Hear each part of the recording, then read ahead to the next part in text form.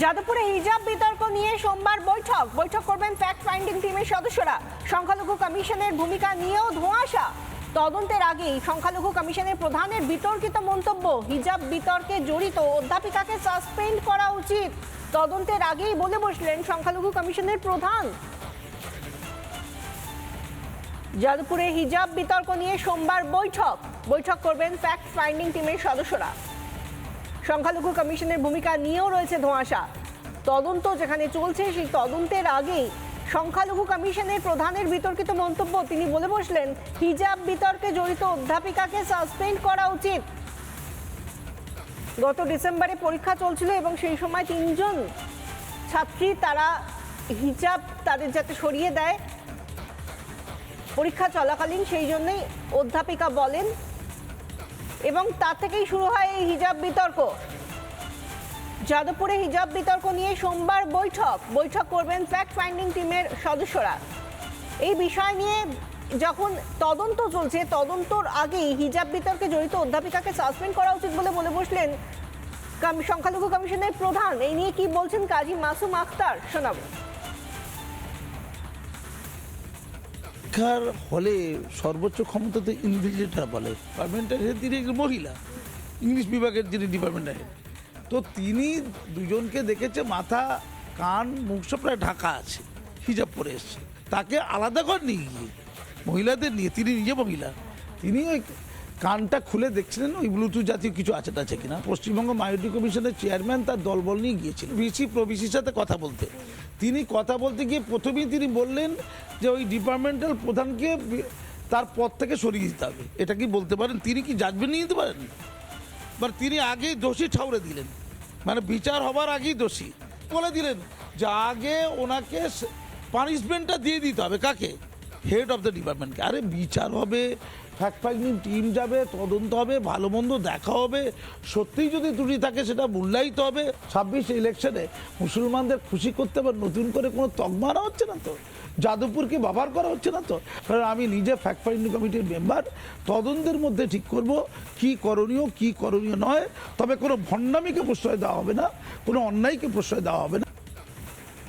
শিক্ষাঙ্গন যাদবপুর বিশ্ববিদ্যালয়, সেখানে পরীক্ষা চলছিল। পরীক্ষা চলাকালীন 3 জন ছাত্রী তারা হিজাব পরেছিল এবং সেই সময় বলা হয়েছিল যিনি ইনভিজিলেটর ছিলেন সেই অধ্যাপিকা, তিনি বলেছেন যে যাতে হিজাব সরিয়ে দেন তারা, যাতে পরিষ্কার করে তাদের মুখ দেখা যায়।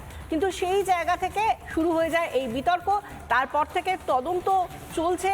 বিতর্ক নিয়ে সোমবার এই হিজাব বিতর্ক নিয়ে বৈঠক করবেন ফ্যাক্ট ফাইন্ডিং টিমের সদস্যরা। কিন্তু এই গোটা তদন্তর আগেই, এমনকি বিচারেরও আগে, যিনি সংখ্যালঘু কমিশনের প্রধান তিনি হঠাৎ করে বলে বসলেন হিজাব বিতর্কে জড়িত অধ্যাপিকাকে সাসপেন্ড করা উচিত। কিন্তু তিনি আদৌ কি করেছেন, কেন করেছেন, তিনি আদৌ যেটা করেছেন তার জন্য বা তিনি যেটা বলেছেন সেটা কি আদৌ শাস্তিযোগ্য অপরাধ, সেইগুলো বিচার না করেই হঠাৎ করে একজন সংখ্যালঘু কমিশনের প্রধান তিনি কি করে বলতে পারেন অধ্যাপিকাকে সাসপেন্ড করা উচিত? এই নিয়ে কি বলছেন বিজেপি নেতা শঙ্কুদেব পণ্ডা, শুনুন।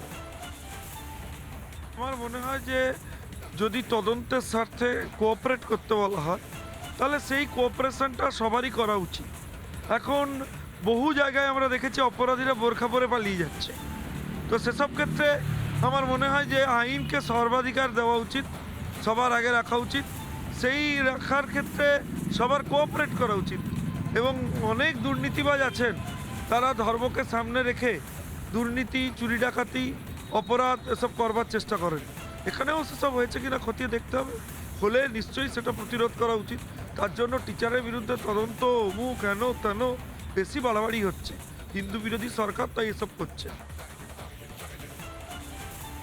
যেখানে পরীক্ষায় স্বচ্ছতা রাখার জন্য অধ্যাপিকা বলেছিলেন 3 জন যারা ছাত্রী ছিলেন যারা হিজাব পরেছিলেন তাদেরকে বলা হয়েছিল যেন তারা তাদের মুখ দেখান। কারণ এই মুহূর্তে দাঁড়িয়ে আমরা জানি বিভিন্ন সময় বিশ্ববিদ্যালয় হোক বা উচ্চশিক্ষার ক্ষেত্রে হোক বিভিন্ন ক্ষেত্রে নানা রকমের পরীক্ষা নিরীক্ষা করা হয় যাতে কোনো রকমভাবে কেউ মোবাইল নিয়ে ঢুকতে না পারেন, কেউ অন্যান্য বেশ কিছু বিষয় যেখানে বাধা দেওয়া হয় যাতে নিষেধাজ্ঞা থাকে, যাতে সেভাবে তারা স্বচ্ছতা বজায় রাখতে পারেন পরীক্ষার হলে। সেই কারণেই যাতে চিটিং কোটানকোট যাতে চিটিং না হয় সেই জন্যই অধ্যাপিকা বলেছিলেন হিজাবটা যাতে সরানো হয়, মুখটা যাতে পরিষ্কার করে দেখা যায় ছাত্রীদের। সেই বিষয় নিয়ে বিতর্ক তৈরি হয় এবং এই বিতর্কে ফ্যাক্ট ফাইন্ডিং টিমের সদস্যরা বৈঠক করবেন, কিন্তু তার আগেই অধ্যাপিকাকে সাসপেন্ড করা উচিত বলে সংখ্যালঘু কমিশনের প্রধান বলে বসলেন।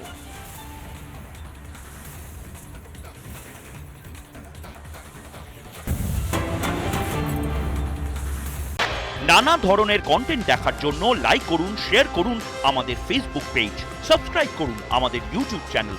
পাশাপাশি অন্যান্য ব্রেকিং নিউজের জন্য অবশ্যই চোখ রাখুন রিপাবলিক বাংলায়।